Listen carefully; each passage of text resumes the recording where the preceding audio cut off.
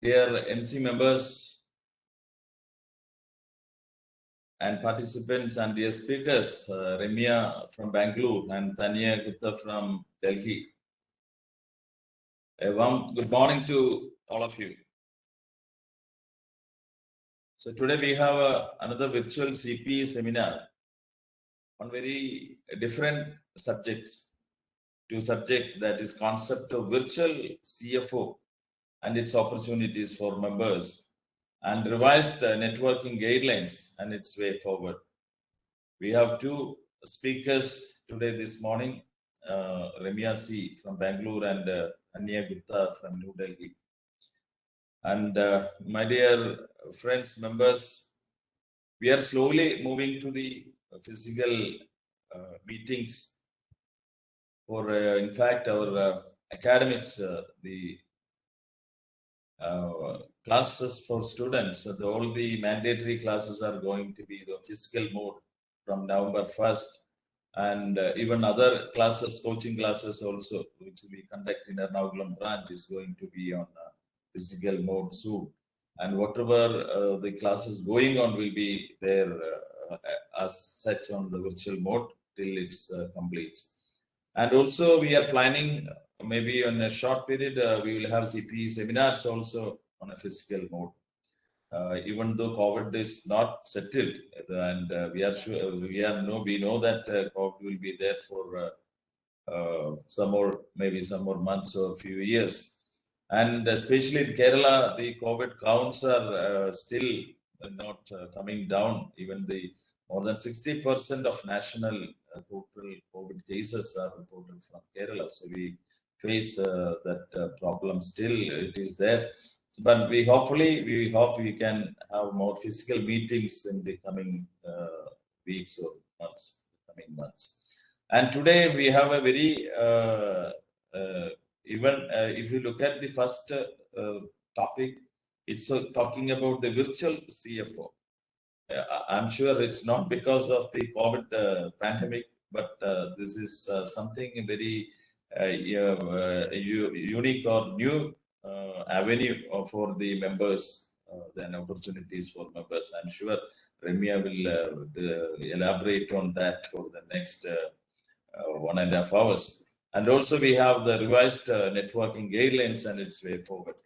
So with this word, I welcome both the speakers, Remia from Bangalore and Tanya from New Delhi, to this virtual CP seminar.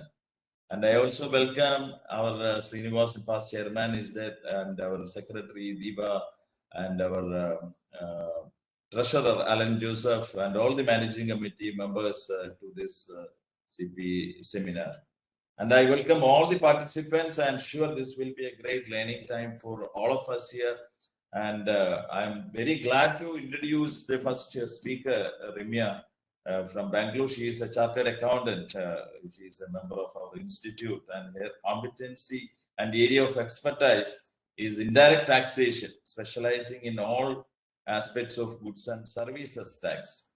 She's an eminent speaker who has addressed more than 50 seminars and webinars on GST in various associations, including our institute, ICAI, Tax Professional Association, Study Circles, etc., etc., known for her interactive presentations.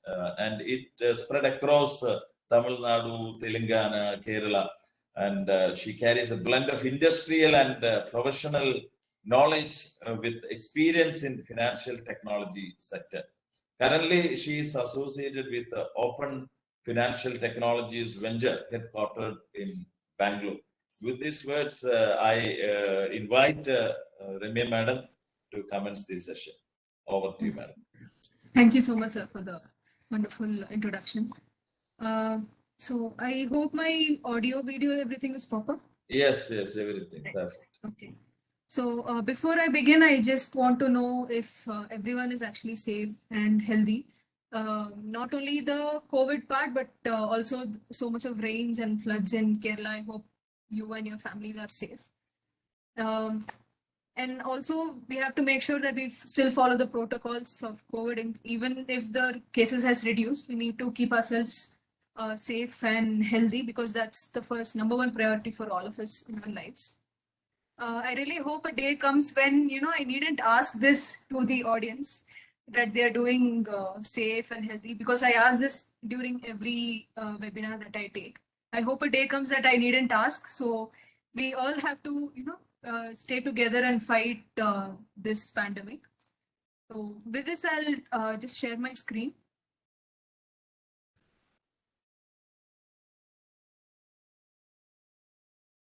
Yeah, I hope it's visible.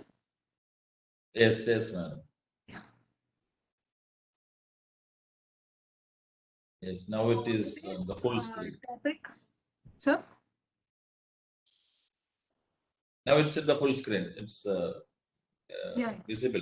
Yes. Yeah. Thank you. So today's topic, like sir had already introduced, is a very interesting topic and a very exciting opportunity for chartered accountants in the future. We can, start right out today by, knowing what this new concept is, new opportunity is. So this is what I'll be deliberating for the next 1.5 hours. So I would like to start this presentation with one of my favorite quotes, which says, "Change before you have to." So this quote summarizes everything that we've been going through for the past few years, especially after the pandemic. So after the pandemic, we are forced to change a lot of things, right? So one main example is this webinars itself. 3 years back, 2.5, 3 years back, we wouldn't have even imagined, attending webinars on Zoom and WebEx and all that, right? So for us, it was only seminars. We never even thought about webinars. But because of pandemic, we are forced to change. So we, it has become like you have to. It became like you have to change instead of a proactive change. But this quote, it says change before you have to. So you have to be proactive before the change becomes normalized, before you are forced to change. You have to adapt to the change, you have to accept the change and then move ahead. So over the last 4-5 years also, we have seen so many different startups are coming up, so many new kind of MSMEs and startups are coming up. And also they MSMEs especially, they are a huge part of the GDP of the GDP of our country, right? So as the backbone of our economy, as chartered accountants being backbone of the economy, it is also our responsibility to actually help these MSMEs and help these startups grow and provide more employment and create more wealth for the country. So one way that we can do that is virtual CFO. So we'll see how a virtual CFO can help a startup, help an MSME, and also how it will help the professional as professional ourselves, a CA themselves, right? So that's what we are going to see. So this is the agenda for today. First, we'll see what is virtual CFO, then why virtual CFO is needed, and importance of virtual CFO from a company perspective, and services provided by virtual CFO. What all are the services that are included in a VCFO service? Then forms of providing VCFO services. Then why CAs are the best fit as virtual CFOs. And transforming your practice. Currently, whatever practice you're having right now, how you can transform that to a virtual CFO. That is also what we'll include in this presentation. Apart from this, there are a couple of case studies also. So if time permits, I will be taking that up. Right. So first of all, before I begin, this will be a very interactive, session. So I would request all the people in the audience to keep, posting your queries or posting your comments on the chat, right? Whoever would have actually attended my presentation before also know that it will be a very interactive session. So there will be Q&As in between. So I will be asking questions to the audience, and I expect the audience to give answers to that. So that will keep this session interesting for you also and for me also, right? So please, it's a humble request to all the audience to please, keep this session interactive. It will be beneficial to both you and for me also. So first, starting it out, what is virtual CFO? So virtual CFO, simply put, this is a simple definition. Outsourcing of CFO function. So instead of having a full-time CFO on the payroll, you hire a third party to act as a virtual CFO. So mind you, virtual CFO is a third party. The virtual CFO is not on the payroll. He or she is not an employee of the organization. That is called virtual CFO. So it's majorly geared towards MSMEs and startups who don't have the bandwidth to hire full-time CFO. So MSMEs and startups, especially during their beginning stage or their growth stage, they would want to reduce their fixed costs. So and focus more on growth of their businesses. So at this time is when they would need an expertise of a CFO. But what is the problem? The problem is that they may not have the bandwidth, they may not have the economy to hire a full-time CFO for a long period of time. So for this, the solution is virtual CFO. So these MSMEs and startups can hire a practicing chartered accountant, for example, as their virtual CFO for a much economical price for them. But not only will it be economical for them, but also it will be helpful because they get the expertise of that particular CFO. So it is also called part-time CFO services or shared CFO services. And technology plays a major role. So virtual CFO services can be provided without geographical constraints. So now, if you see, most of you are from Kerala. So if your office is in Kochi, then most of your clients will be in Kochi only, or some of them might be across Kerala also.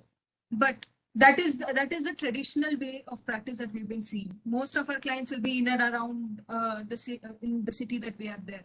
But with virtual CFO, you can expand that. So if you actually engage yourselves in virtual CFO, you can get clients from across the country, across the world also sometimes.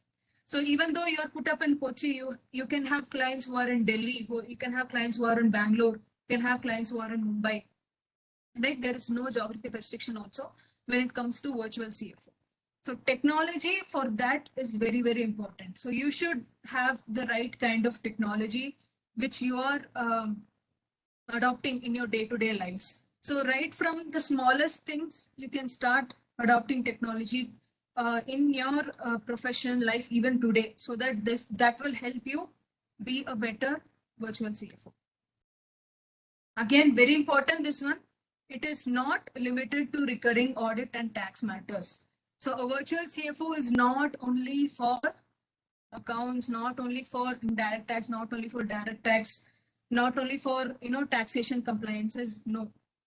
So a CA who is a virtual CFO is not only a person who does compliances, but a person who is an advisor, a person who's a consultant, a person who's a guide. So he or she provides advisory on strategy formulation, policy formulations, or if there is any restructuring going on. For that also they will provide their service. So it is more than just compliance. It is more like a consultancy. It's more like an advisory. That is what a virtual CFO is. So we have to make sure that we break the mindset. Right now, we might be thinking ourselves as just compliance, compliance consultants who just do compliance, file GST returns, file income tax returns, do the tax audits. That's what we've been restricted to till now. But this is a major opportunity. It's a major breakthrough in professional opportunity that will provide a CA to grow for themselves also. So you'll grow to be more like a guide. You'll grow to be more like a consultant and an advisor rather than just a person who files returns and does audits. Right? So that is the main part of virtual CFO. That is a major role of a virtual CFO. Then why is virtual CFO needed? Number one, reasonable cost. Like I told you already, especially for MSMEs and startups, it is a very big boon for them that they are able to get such an expert at an affordable cost compared to a full-time CFO. So they get them at an affordable cost, and also they are very experienced, having experience of various industries. So that will also help that particular startup or that particular MSME to grow. That is when they actually need it, right? And more skills and experience, right? So virtual CF, now here, I'd like to specify what is the difference between a normal a CFO and a virtual CFO. If you see a CFO, a normal CFO that we've been used to till now, that CFO, he or she is just one person, right? One person who's employed as the CFO of a company. But in virtual CFO, the entire CA firm is actually a virtual CFO. The entire, all the employees who are part of the virtual CFO team are also virtual CFO. Along, not only the partner, but because this is more like a consultancy that you're doing, the entire, team is a virtual CFO. What is the advantage of that? The advantage is that compared to a normal CFO who's just one person, here there are multiple persons. So there might be 4 or 5 people who are there in the VCFO service that you're providing in your in your team. So those team members, each person is different. Each person will have different expertise, different knowledge, different experiences in various fields, right? So you get the best of all. So that is one thing that provides a major advantage to both the company and as well as the CA who is working for that. And no geographical constraints. So like I mentioned earlier, if you have the right kind of technology and you're using it properly, there will be no geographical restrictions at all. You can have clients from across the country. Independence and integrity, obviously, right? So as chartered accountants or as CA students only, the first thing that we learn is how a CA should be independent in their view, how they should be objective in their view, right? So being a virtual CFO, being a third party to the company, not actually an employee to the company. So that will give a more objective view of what is going on in the company, what is going wrong and what needs to be changed. So it will give an objective view. It will be more of an independent view, and that will, that will make you provide better services to the company, and also it will help the company to improve more and grow their business more. And flexibility. So time and cost can be decided suitably. Now, for example, if you're a virtual CFO, you can, charge your client hourly basis also. There are no restrictions specifically. So you can charge them hourly basis, or you may even charge them fixed basis, or you may charge, both. It might be a hybrid variety also. Like some part might be hourly, there might be a fixed cost as well. So, and you also have flexibility on the time that you want to spend for that particular client. So, for example, you might want to do the reporting to them once a month, or you might want to do a reporting once in 20 days. So those things are very flexible. The amount of time that you want to spend, the amount of money that you want to charge to the client, that is also flexible when it comes to virtual CFO. That's why virtual CFO is required and it's important. Right? And also, since generally there's a lot of trust, there's a lot of reliability on chartered accountants by the businessmen. So virtual CFO will also help maintain that integrity and provide better services. Right? So any doubts or any questions, please feel free to ask in the chat. Right? If it's a simple questions, I can take it during the deliberation, else I can keep it towards the end also. So please, I request the audience to, be more interactive, ask queries, or, provide your comments also further. First question to the audience. So please provide your answers. How does virtual CFO services differ from internal audit? That is the question. Please think and please provide your answers in the chat. I really appreciate at least 5-6 answers in the chat. So how do you think virtual CFO services is different from internal audit services?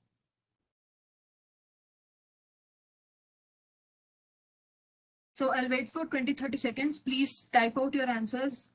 Doesn't matter if it's right or if it's wrong. please type out your answers, because this is a very interesting topic. This is a very exciting topic, and whether you know it or not, you can just type your answers and you can keep learning today. Any answers?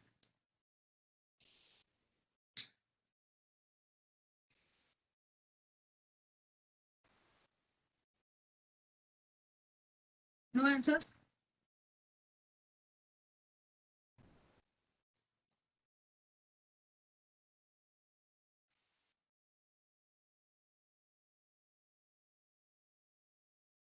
Okay, but for the next question that I'm going to ask, please provide your answers over there. Because this is an opportunity you cannot miss. Also, when it comes to learning about virtual CFO and also learning how to actually implement it in your, professional life, educate your clients about it so that you can ultimately acquire clients and do virtual CFO service, provide virtual CFO services, right?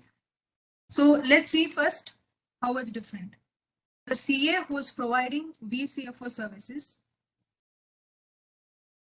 Yes, Ranjit sir, yeah. Virtual CFO includes comprehensive services such as bookkeeping, etc. Yes, we'll see what all services are also there. But one main reason is that the CA providing VCFO services is actually the auditee and not the auditor. So main difference is that a virtual CFO is not an auditor. Once a CA is a virtual CFO, he or she is not an auditor. The virtual CFO is part of the company's team. They may not be an employee, but they are part of the company's team. And one of the functions, we'll go ahead and see what all functions are there, what all services a virtual CFO provides. In that, one of the functions that a VCFO provides is closure of audits. Okay? And role of VCFO is not limited to finding loopholes only, but execution for rectifying the situation is also done. Now, whenever we are auditors, whether it is statutory auditor, whether it is internal auditors, or any kind of review also that we do, we only find out what all are going wrong and we report that to the client, right? So telling that, okay, there is some problem in the purchase department, or there is the stock taking mechanism is not proper. That we say all the issues that are there, and then we report it to the client. But after that, what the client does is not something that we bother about. That's what we've been doing till now as auditors. But when you are a virtual CFO, you should not only find out loopholes, but you should also find out how to rectify that. You have to only plan it, and you have to execute that also as part of your VCFO team, along with the team, employees of the company. You have to execute and ensure that the loopholes are, fixed.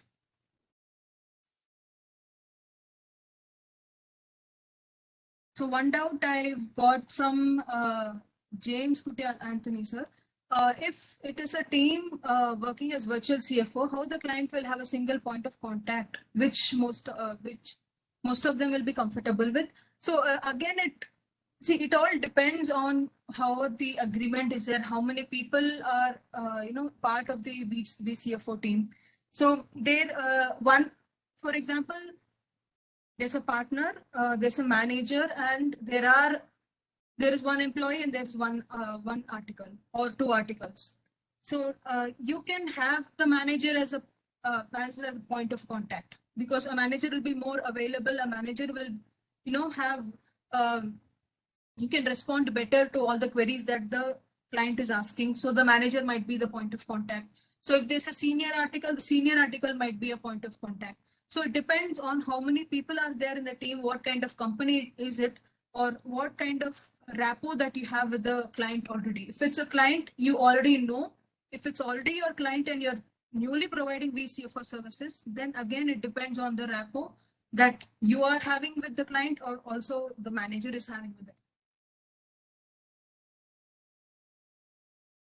Joji Varghese, sir, internal audit reports to audit committee, whereas VCFO to management, correct?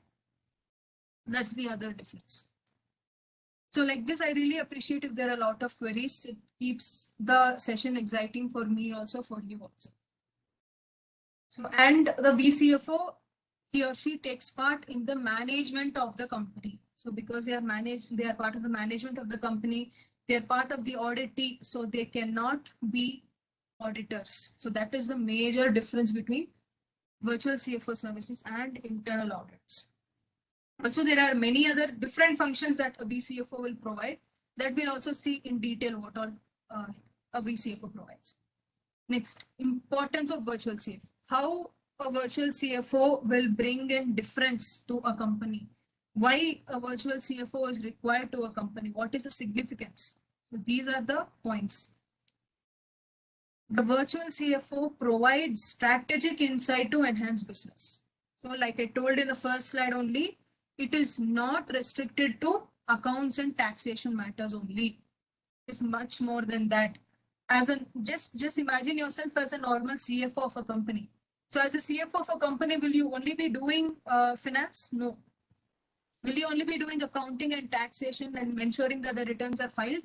No. You will do more than that, right? So you will take part in the board meetings, right? As a CFO, you will take part in the board meetings, and you will also help in decision making of strategy level decision makings also.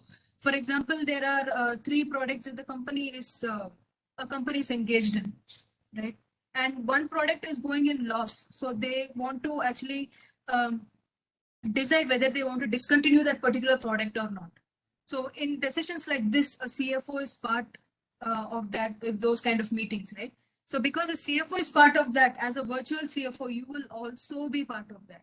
So as a virtual CFO, you will also attend board meetings. You'll also attend strategy level meetings and the higher level meetings to decide on what is a strategy of the business, the long-term strategies, long-term goals, everything.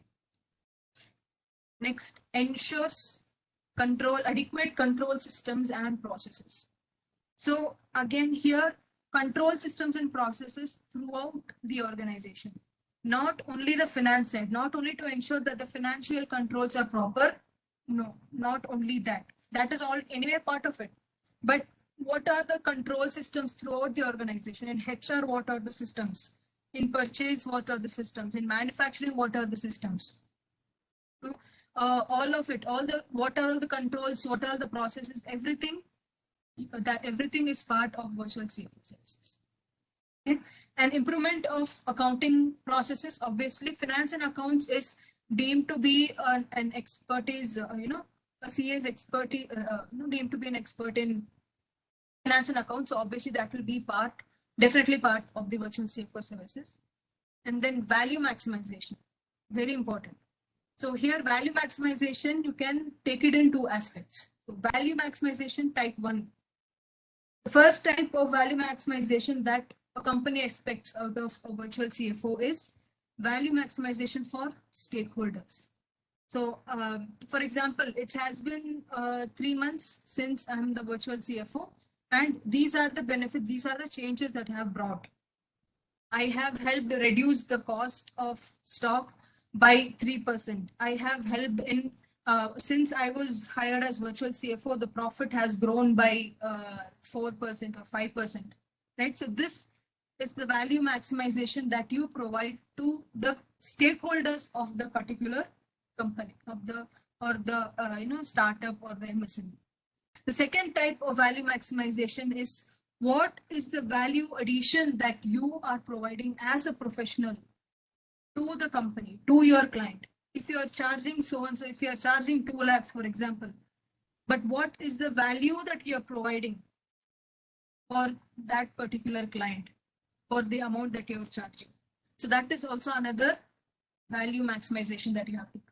So value-added services should always be part of part of the service that you're providing as a charter. Next, drives business growth. So again, like I mentioned earlier, especially during the growth and the beginning stage of a startup or an MSME, the founders or the partners, the founding partners or the directors, they want to grow their business. They wouldn't want to take care, spend time on redundant activities or on compliances or on finance part. They just want to see their business grow, right? So once they have a virtual CFO, the virtual CFO will take care of all the processes, the entire organization, like I told you, not only finance. So all the processes and all is taken care by the virtual CFO, so that the founders of a startup can, focus on growth of the business, and financial expertise to help boost profit margins. So obviously, whatever the virtual CFO can provide, ideas and provide, he can actually see that where all investment can be done, so that there can be, profits that can be gained. For example, I'm saying example. So like this, a virtual CFO can help in boosting profit margins also. Okay. Next question to the audience. Is there a mandatory qualification to become virtual CFO? Yes or no? Is there any qualification that has been made mandatory, telling that only this person can be a virtual CFO? Is there a mandatory qualification for virtual CFO or not? Just yes or no in the chat box.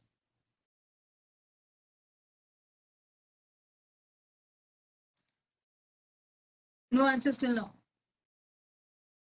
It's a simple question, yes or no. Is there a mandatory qualification? No, but it helps, correct. Correct. There is no legal provision or legal mandatory provision which says that so and so person can only be a virtual CFO. There is no qualification as such, like a GST audit, for example, or a cost audit, which specify that a CMA should do a cost audit. There is no particular legal mandate for that. So any person with the right kind of knowledge, with the right kind of expertise and experience can become a virtual CFO. Okay. Now, services provided by a virtual CFO. Let's see now what are all the services that a virtual CFO provides.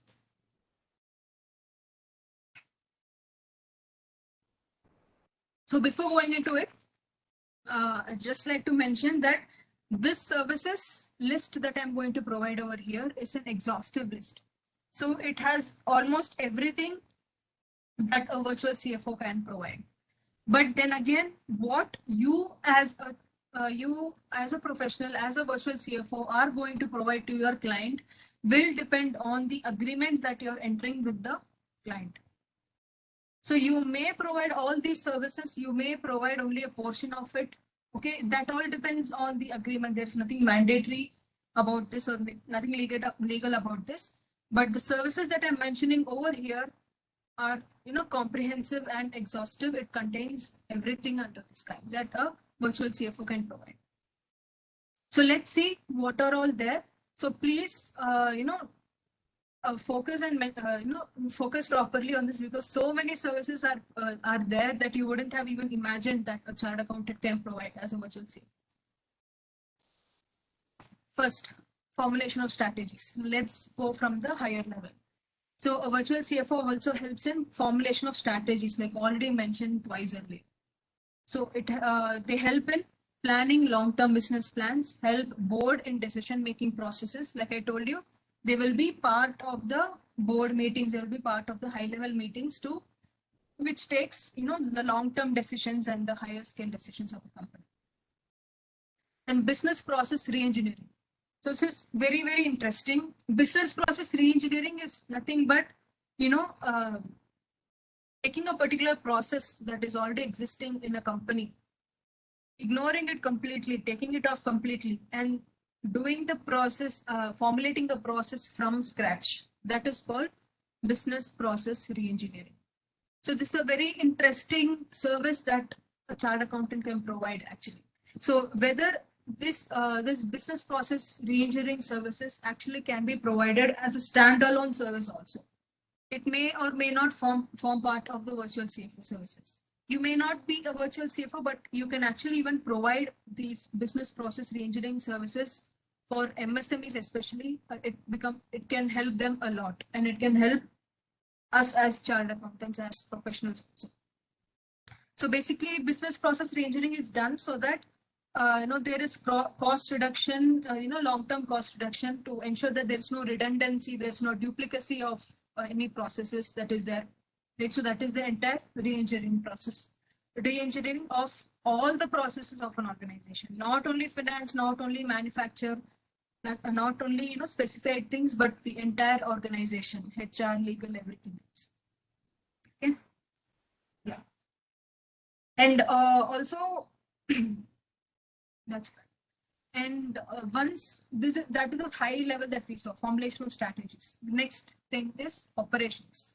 So in operations, what all a VCFO helps?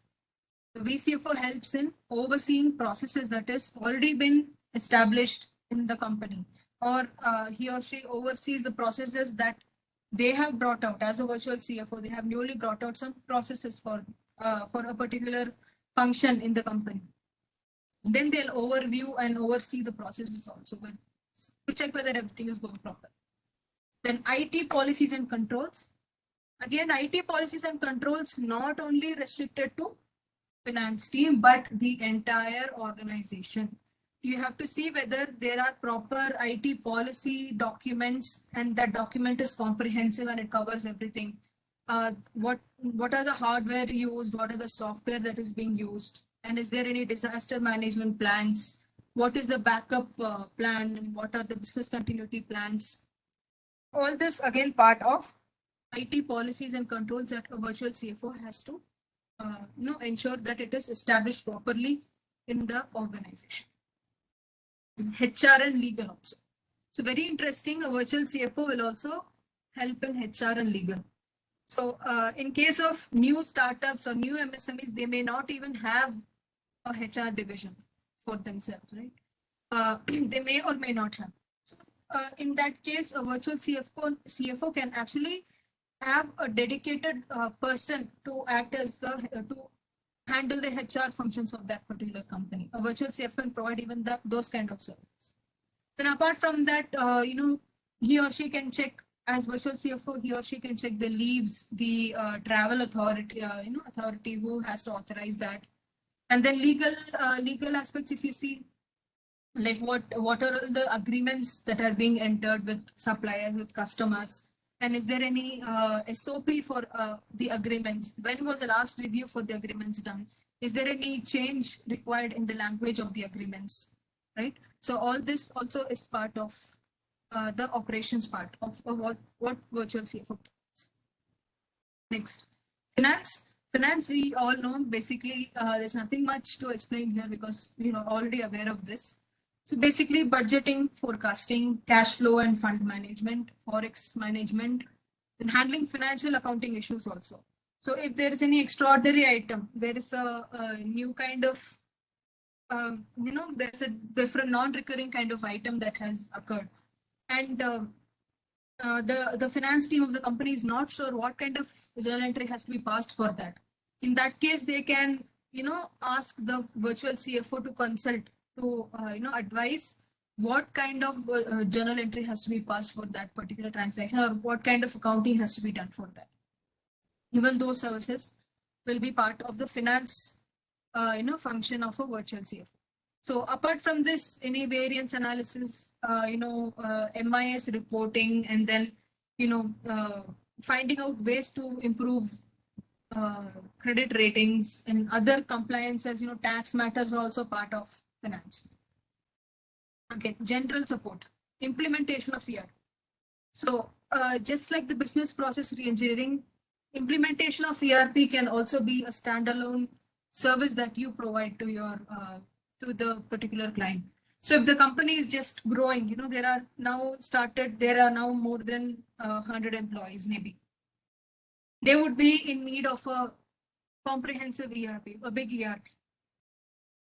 So in that case, as a chartered accountant, as a virtual CFO, you can advise them that you can tell them that this particular ERP will be helpful for your organization.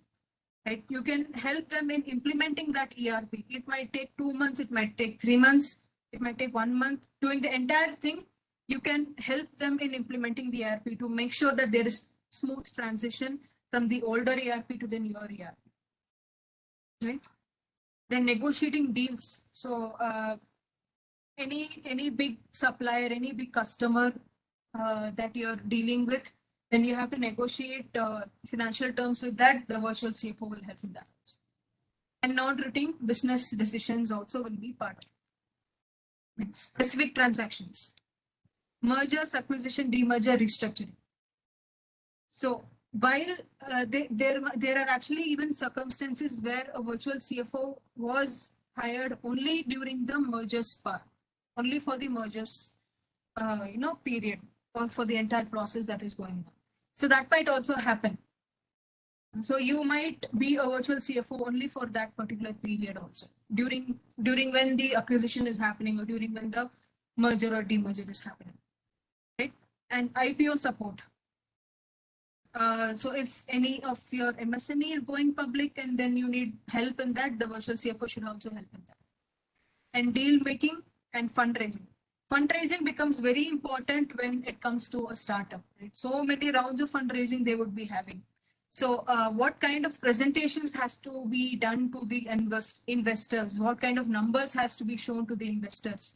So a virtual CFO can help the founders of a startup to do that, so that they ensure that the proper funding comes, to the particular startup. So fundraising itself is a very, major task. So even here, a CA can actually provide a standalone service of fundraising and valuations for the purpose of fundraising. So, but this also is something that is part of a VCFO's service when he or she is a VCFO for a startup, especially. And interaction with stakeholders. So one interaction is with banks and financial institutions, because it's not easy to deal with banks and financial institutions. We would have seen it. We would have asked for 10 lakhs loan, but what eventually comes to us is just 5 lakhs or 6 lakhs. So to ensure that the proper amount, the right amount is actually received as loan to the company, the proper interaction should be done with the banks. And a virtual CFO's duty is to interact properly with the banks and financial institutions also.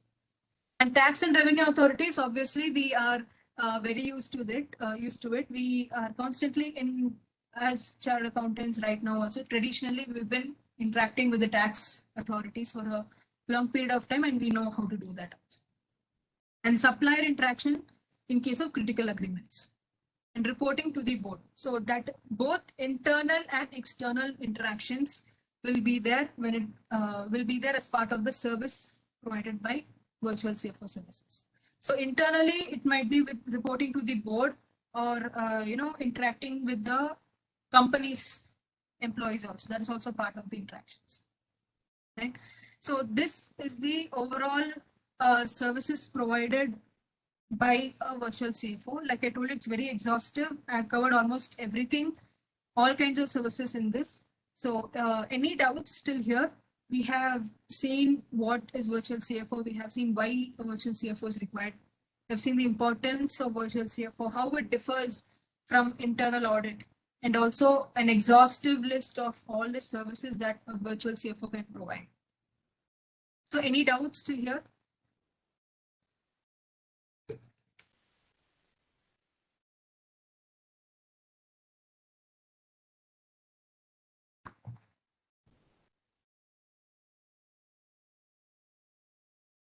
No doubts? Okay. But next question to the audience. How is VCFO services different than outsourced accounting services? We have already seen the answer. How is VCFO services different from outsourced accounting services? This is a doubt even I get almost every session I take on virtual CFO. So any answers? It's simple. We have just seen so many. How is virtual CFO different than outsourced accounting services?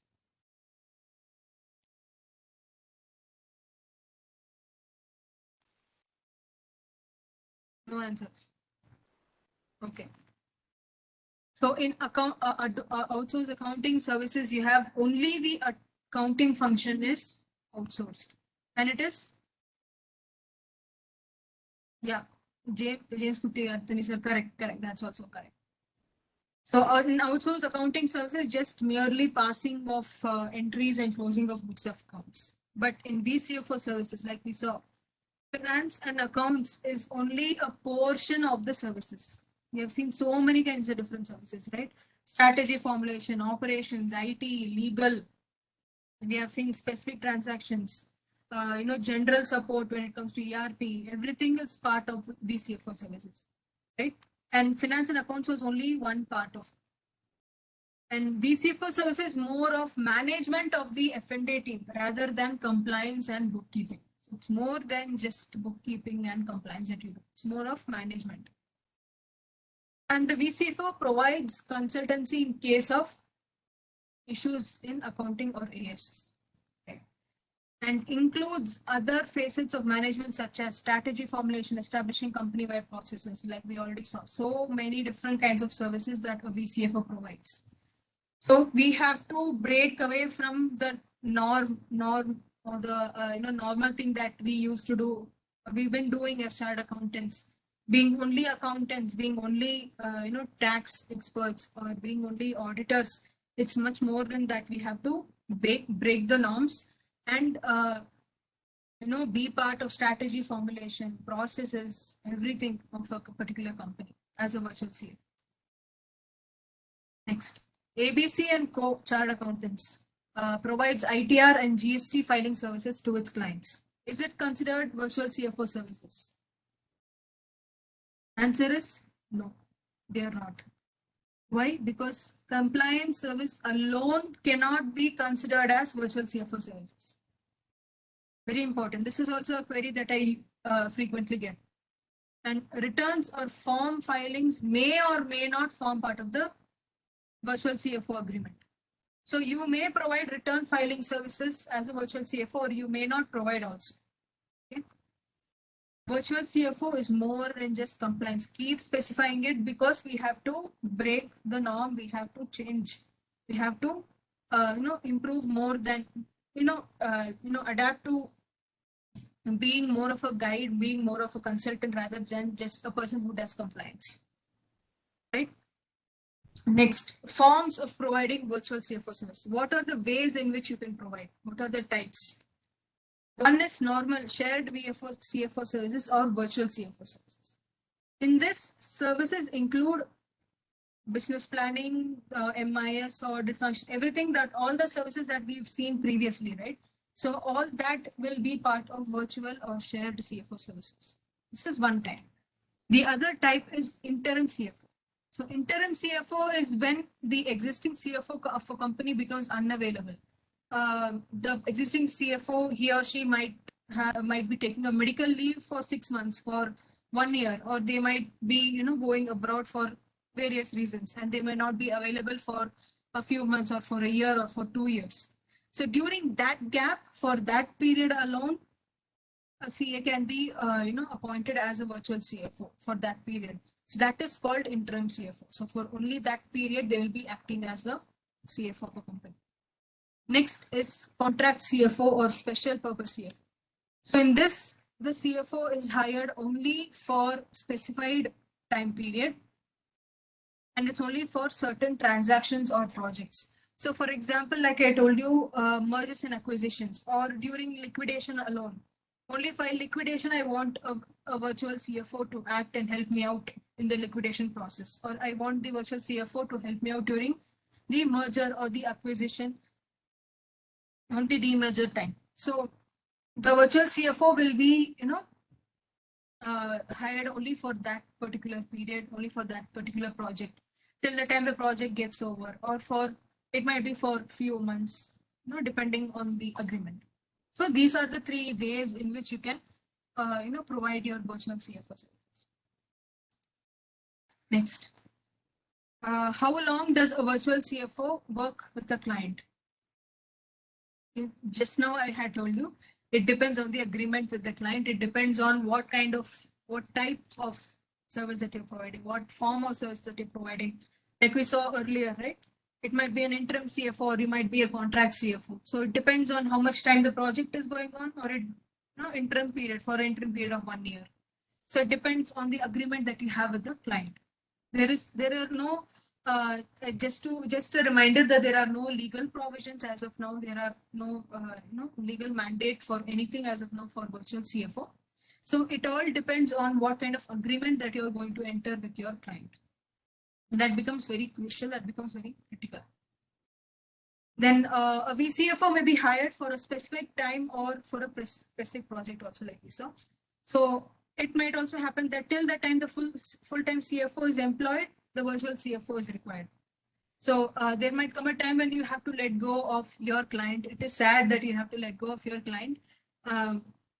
But still, till the time they are actually able to, have a virtual CFO on board, full-time CFO on board, or till the time they actually need them, till then you can be a virtual CFO for that particular.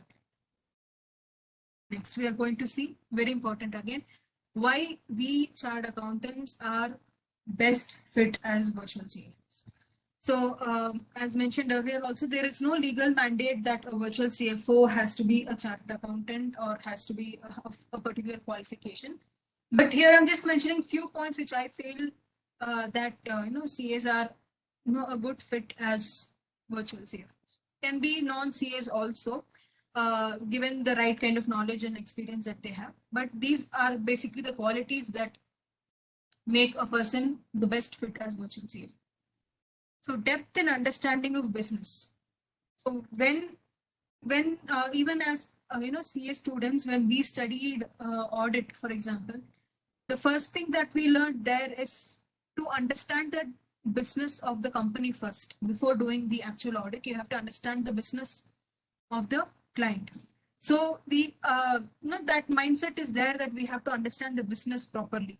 So as virtual CFO, if I understand the business properly, I can provide the right kind of service to the client. So that makes CA a best fit. And financial foresight and advisory. So being finance experts, more than just compliance again here, I as virtual CFO will help in providing advice, help in providing guidance to boost the profits, to improve cash flows, or to reduce working capital, for example. So all those advisories a virtual CFO will give. Next is expertise in F&A, obviously, and expertise in diversified fields. So here, what I've written in bracket is very important. Industrial experience more significant than financial expertise. So financial expertise you can get anytime, but industrial expertise and industrial experience is something that is very critical. That is something of a specialized thing for a chartered accountant, because right from our articleship, we have been exposed to different kind of industries, right? We might have had clients from manufacturing, from even mining. You have IT industries, you have service industries, you have transport industries, or you have even charitable institutions as your clients. So what all will be the problems that is faced by the particular industry as such. So the problems faced by IT industry and the problems faced by manufacturing industries will be completely different. And the way that you look, the perspective of finance is different in both these industries. The perspective of money, cash flow, working capital is different in both these industries. And as CAs who have been exposed to different kind of industries right from their articleship, so that will actually help them be a better virtual CFO, because they will know the kind of industry that the particular client is there in, and what is the problems faced by that particular industry. Right. Next, adapt with changing laws and regulations. I'm sure most of you here, almost all of you here will actually spend at least half an hour, 1 hour per day to know what are all the changes that have been brought, what are the new notifications, what are the new case laws, right? Or what are the new policies that the government is bringing on the finance side, especially. So we keep updating ourselves with that, so that will make us better virtual CFOs. Apart from this, what are the skills that a virtual CFO is required? If you want to change from a traditional practice to a virtual CFO practice, what are the skills that you require? Right, apart from what you've already seen, what are the skills? Let's see that. Proactive decision making. Again, breaking away from the perspective of an auditor. So you are no more an auditor. You will not only report problems that are being faced by the company, you will report the problems and you will report what you have done to mitigate the problem. You are seeing that there is some redundancy in the purchase process that is being undertaken by the company. And you think that there needs to be restructuring of the entire employees and the processes, right? That will reduce the cost, that you estimate will reduce the cost by 10%. So what are all the initiatives that you took to restructure that particular, that purchase department? So you have restructured, you have changed the roles of the employees, for example, and this has increased the efficiency. So they are able to, have, have more purchase orders and process it much better and much faster with a reduced price, right? With a reduced cost. Sorry. So this kind of proactive decision making should be there. So you have to not only find out the problems, but proactively find out solutions for that, so that the proper decisions are taken by the management from your advice that you're giving. And result oriented, very, very important. So when you are reporting to the management that what you have done as a virtual CFO, make sure it is result oriented. Result oriented means it is not only qualitative, but a lot of quantitative aspects are included. So just like I told you the previous example, you've been able to reduce the turnaround time of processing purchase orders, or you've been able to reduce the cost of stock because of the new mechanism that you have been brought out. So you have to have a quantitative value for that. It might be reduction of cost by 5% or 3%, or increase in profits, or increase in gross profit by so and so percent. So that should be result oriented. So the result oriented is what the management understands, right? Or what the founders understand. Qualitative aspects also will definitely be included, but make sure that whatever service that you're providing, quantitatively you have some figure for that, to show that these are the changes or these are the improvements that you have brought out. In communication and people skills, very, very important. So whether it is internal or external, internal means internal within your own team, within your own firm, within your own VCFO team, there should be proper communication with them, proper communication with you as a partner and the manager, or with you as a manager and the articles. So there should be proper communication, smooth flow of communication, irrespective of whether the people are in the office or they are working from home or they are working from the client's place. There should be ensured that there is proper communication, so there is nothing missed out. And apart from that, communication with external people. External, obviously, all these tax authorities or banks, bank people, everything, all that is included in the external part of it.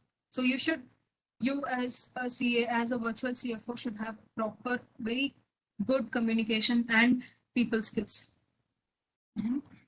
And networking skills also, networking skills across experts in industry, right? So when it comes to, like I told you, the industrial experience becomes more important than a financial experience, right? So you should also have good connections with CFOs, CFOs across the companies in various industries. Not only with practicing CAs that you should have networking, but you can network and communicate, constant communication with experts, or different kind of experts. They might be IT engineers, they might be MBAs, whatever it is. Experts across the industry, you can have network, and that will help you a lot as a virtual CFO. We'll also see how that will help you. and continuous knowledge updation, keep updating daily basis. And technology savvy. I will keep saying this. I've kept telling this also during the deliberation. Technology, you have to adapt and you have to change your traditional to digital practice if you want to be a very good virtual CFO. So, for example, you can start with the smallest of the things in your office itself. You might instead of for example, you want to take a certificate. You want to give a certificate to the client. So usually, what happens? The article might frame the certificate and get it printed out and then show it to the partner for any rectifications for review and all that. And the partner does the review, on the pencil, check it, changing all the words that needs to be changed and all. So instead of doing it on paper, you can actually do it on Google Docs or a shared drive or a server where you can view the same document in various systems. You can do the changes in the system itself rather than doing it on paper. So this is a very simple thing that I'm giving you. Most of you might actually be doing that already, given the circumstances. But right from the smallest things like this, you can, become more technology savvy. You can change to a digital practice. You might also be in need of, a practice management tool, because there might be some people who are working from home. There might be some people who are, you might not have work from office every day. There might be a change also. That depends on your policies. But to ensure that the work is done properly, to ensure that, you want to just review the work that is being done by your employees, you can have a practice management tool to track everything. So what is the status of the work and what is expected turnaround time, everything that will be there in the practice management tool. So from this, you can, these kind of softwares, these kind of platforms and technologies you can use to improve the services that you're already providing also. Apart from being a good virtual CFO through technology, this kind of adopting technology will also help in providing better services to your clients. So you can focus more on increasing quality of your service rather than checking whether all the admin stuff and all the processes in the office is going properly. Right. So does virtual CFO provide services completely online? Yes or no? Question to the audience. Does a virtual CFO provide services online only?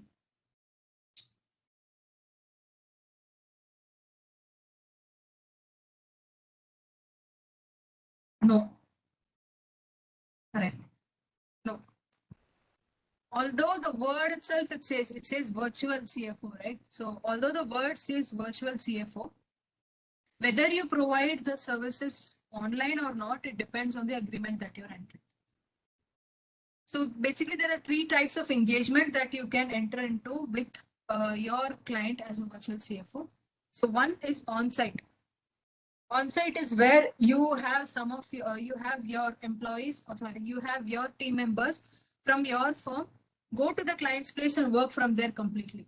Something like an internal audit, where usually one senior article or one junior article might go and stay in the client's place itself for internal audits, right? So similar way to that, there might be people, team members who are staying in the client's place and working from there. So that is called on-site.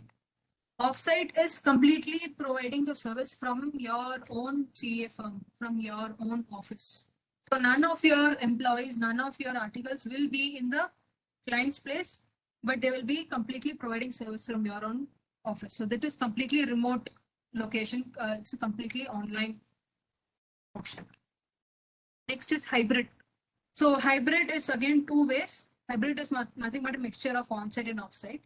So in that you might have periodical visits to the client place. Maybe once a week there will be 2 people going there, or once in 15 days they might go. That is one option in hybrid. Second option is where, for example, you have 6 members in your VCFO team, virtual CFO team, and you have decided that 3 of them will always be in the client's place and three of them will work from the office for the virtual CFO as virtual CFO. So that is also a type of hybrid agreement. Okay.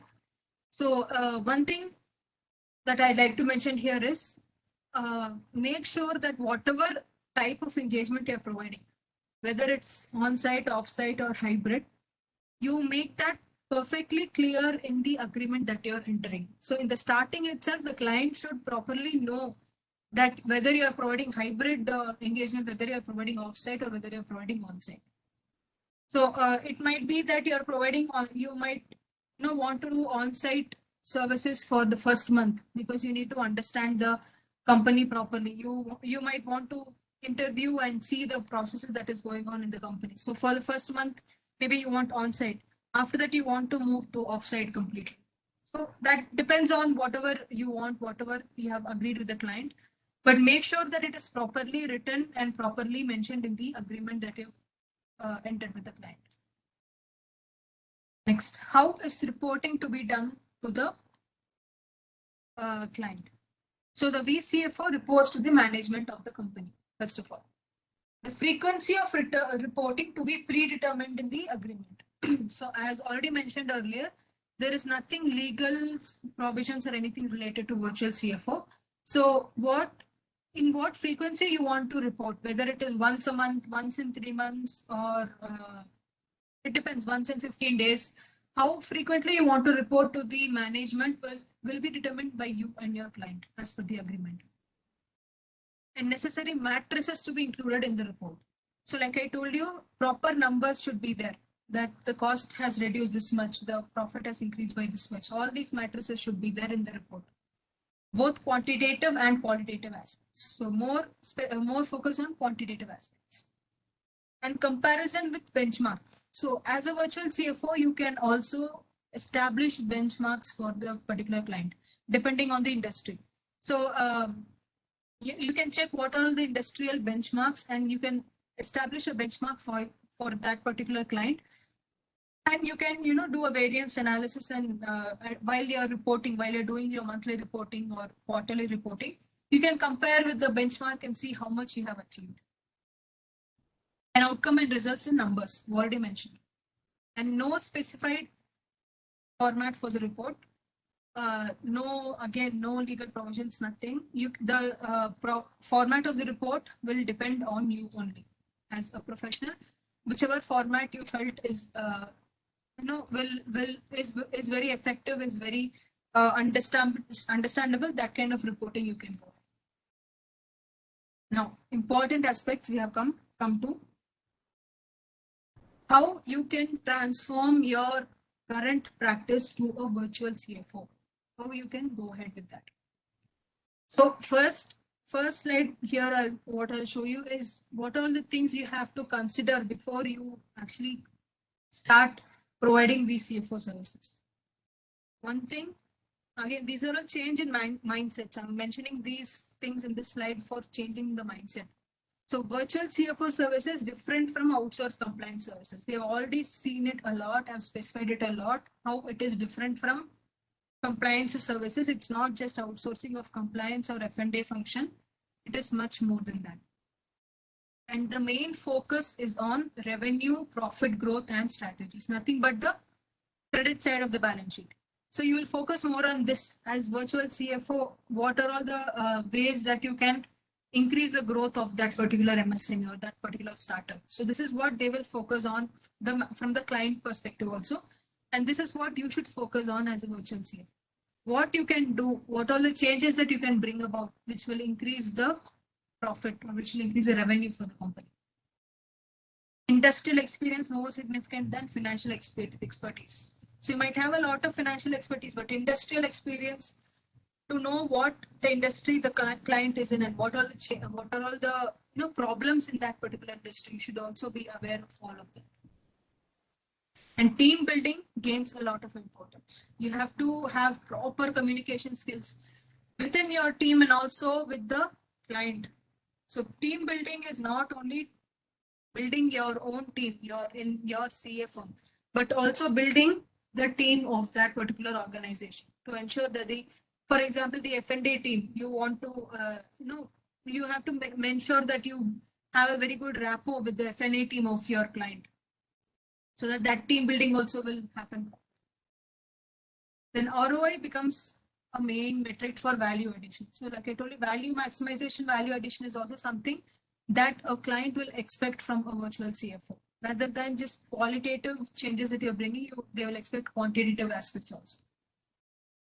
And how you can transform is one way is parallel consulting firms or companies can be created by for virtual CFO services.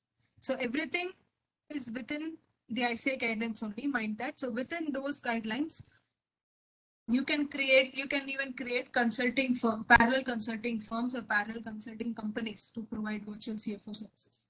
Again, there is no legal mandation that a virtual CFO should be a firm only or should be LLP only. Nothing. They can be a company also, anything. So you can start parallel firms, parallel companies to provide VCFO services exclusively. Or you might also, hire senior professionals or senior CFOs in the industry. So they might have actually, retired. They might be more than 50. They might be more than 55 and they would have retired as a CFO. You might even hire them and start a virtual CFO wing under them. So this sounds very interesting, but is very, very challenging, because one thing is we have to have proper networking with the industrial experts, right?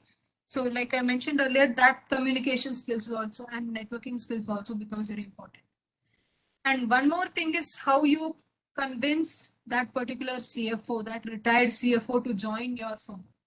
Maybe if that particular CFO, he or she goes to some other company, they might actually, get better remuneration.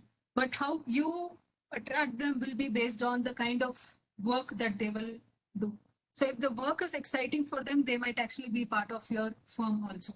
So you can hire these kind of senior professionals, these kind of, retired CFOs in your company, in your firm, and under them you can have the entire VCFO wing. Again, engagement type, you have to understand that. And continuous digital presence, very, very important. You have to ensure that you create your own brand on social media, especially on platforms like LinkedIn. Very, very important.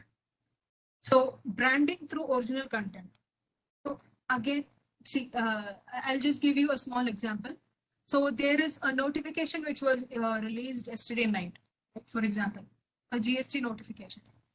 So what you do is you copy the entire notification and just paste it on your LinkedIn profile, or just on Facebook and everywhere, and you put on your logo and put on your name and you circulate. So is that original content? The answer is no, it's not. So how can you create your own original content? Again, taking the same example, the same notification, you read, you analyze that, you give your own views, you analyze what will be the consequences of that, right? So you put that everything in your own words, you summarize it and put it in LinkedIn, put it in Facebook with your own logo, with your own brand. It depends within the ICAI guidelines, whatever it is. You put that, and then that is called original content. That is when you can create branding. So with your own way of putting it in words, you can create a brand, so that one day if someone reads a particular summary of a notification, they will know that it is okay, this is created by CA Anthony sir. Okay, I came to know from the summary itself, they'll come to know. So that's the brand that you can create from your own original content that you can. So you can keep posting it regularly, make sure that you're regular on that, and you can keep the digital presence going on.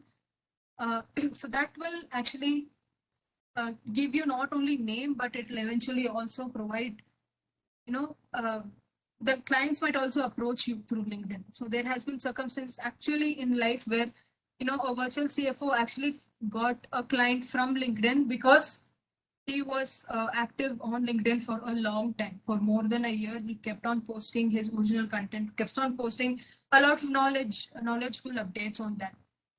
So that had created a brand for him. for him, which has eventually brought him clients. Right?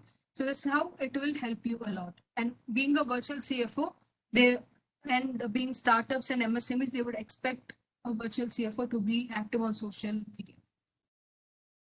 And standardized use of technology, I will not tell again, because again, this is very, very important. It's both an opportunity, it's also a challenge, definitely a challenge. It was not easy for us to get used to webinars in the starting, right, before 2.5 years. But now we are used to it, and there are so many opportunities that we brought. We have people across India joining, right? Usually that doesn't happen in a seminar. So I'm from Bangalore, CA Tanya is from Delhi, and most of the audience is from Kerala.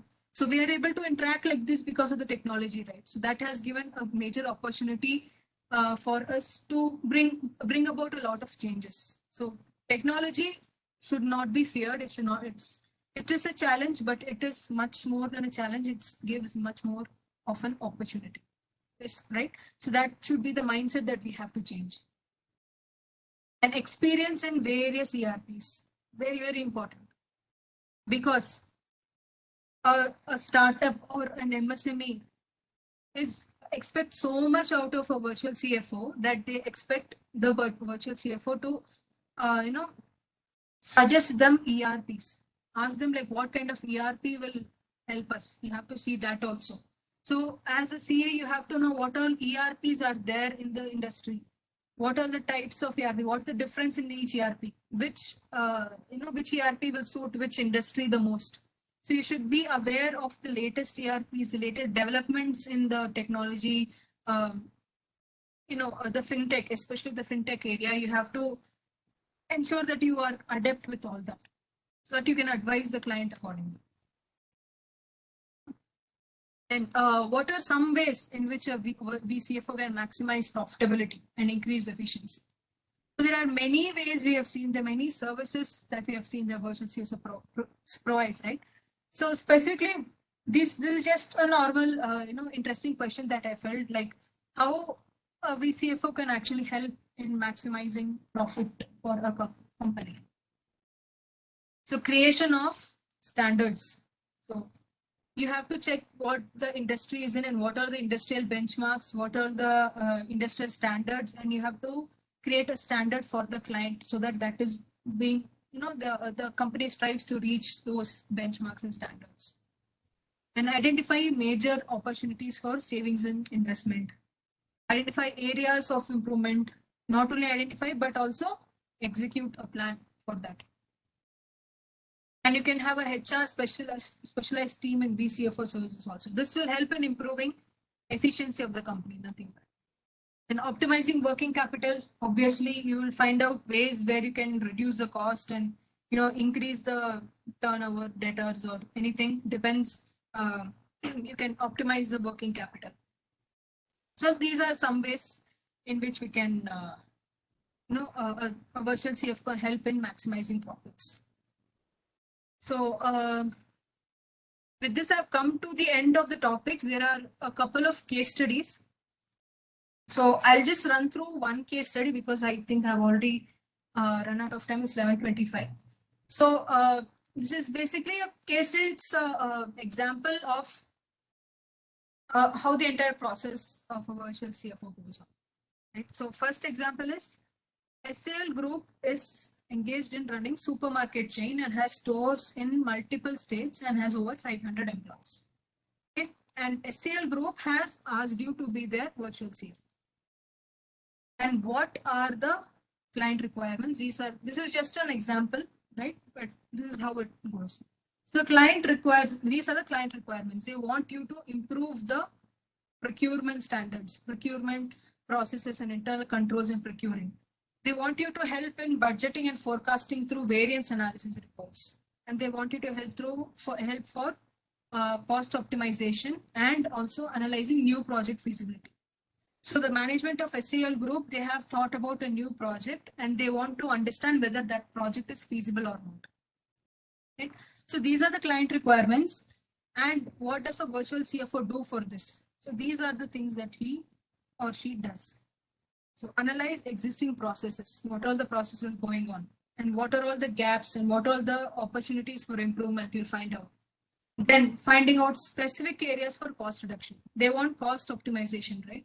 So you will find out what are all areas, what are the processes are there first of all. And based on that analysis, you'll find out which areas there is redundancy or there is need for, there is scope for cost reduction. Then you'll find out right kind of technology for MIS reporting. They want various analysis report, right? So for that, what kind of MIS report should be there? What kind of tool that you need for variance analysis reports? Then establishing periodical review mechanism for the same thing. So these are the things that a virtual CFO will do for the client requirements that is being asked for. And what is the result or what is the impact that is being delivered? One, optimization of processes in procurement and stores with reduction in lead time and cost by 7%. So like I told you, numbers you have to, while reporting, you have to ensure that the numbers are there. That, telling that, these processes have been improved and because of that, the turnaround time has reduced or the cost has reduced by 7% like that.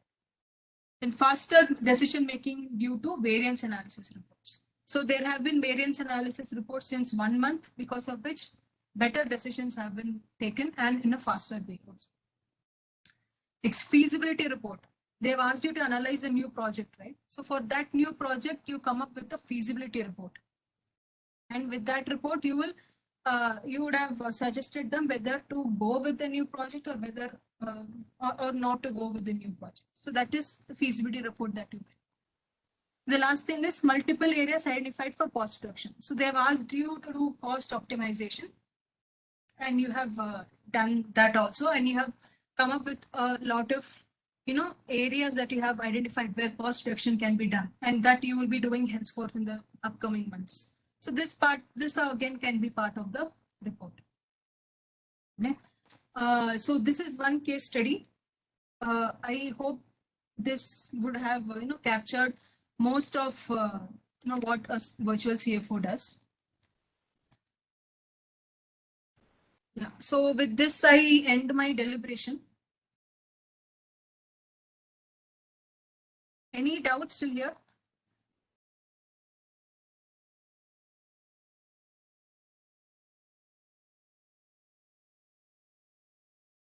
Any doubts? Please ask. Or any comments also. I hope this session would have been helpful and beneficial to the members, because it's a very new and exciting opportunity that is coming up for chartered accountants.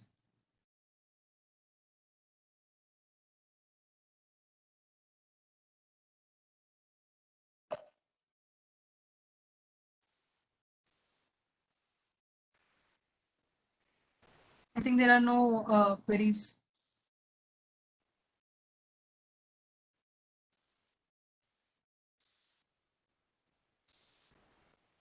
You can still put in your queries later and also reply over the chat. Can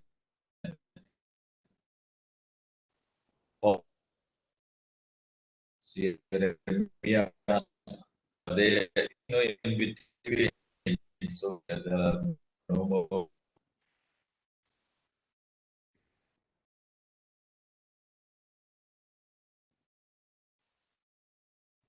So we are unable to hear you. Informative. Our chairman Ranjit has just, Ranjit, Sir, unfortunately, you're not quite audible, sir.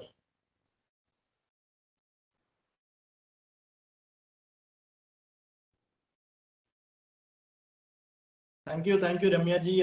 It was a great session. I'm sure it was a great world of opportunity or great new horizon that I was also conveying to my members, that it is going to be a great new learning, especially for the given point of time our professionals traveling through. I think, yes, sir, but still feeble. Better now, I think.